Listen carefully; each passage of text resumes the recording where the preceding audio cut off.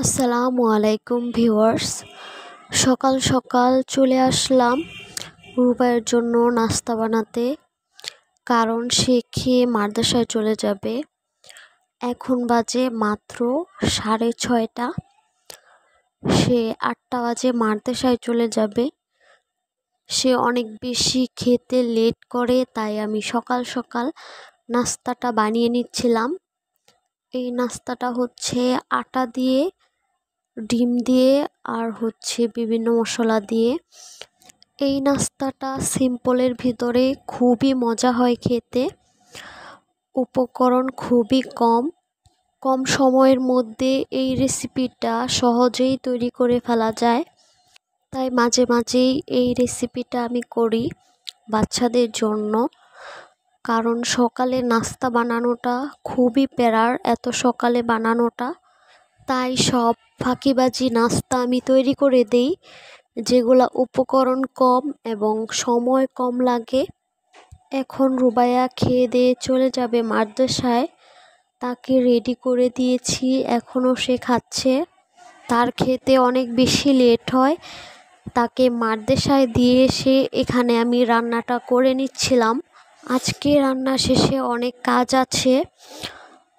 এখন আমি রিহান বাবুকে গোসল করিয়ে দিয়েছি। দেখেন এখানে সে বউ সেজে বসে আছে।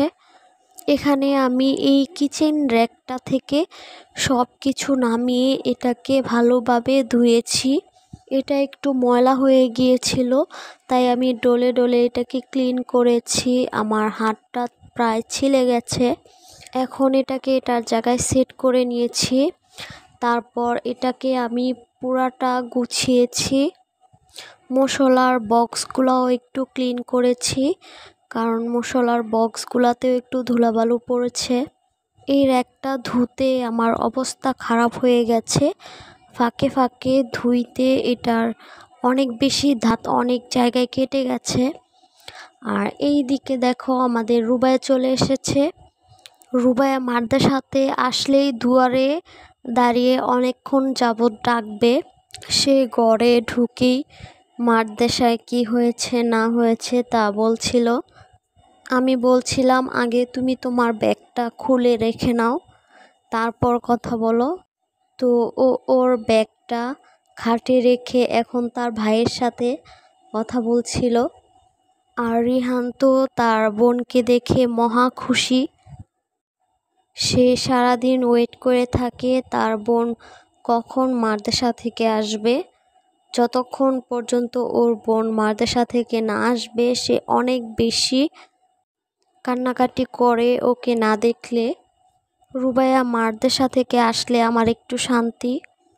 তার বোন আসলে তারা দুজন মিলে খেলে, না হলে সে অনেক বেশি কান্নাকাটি করে।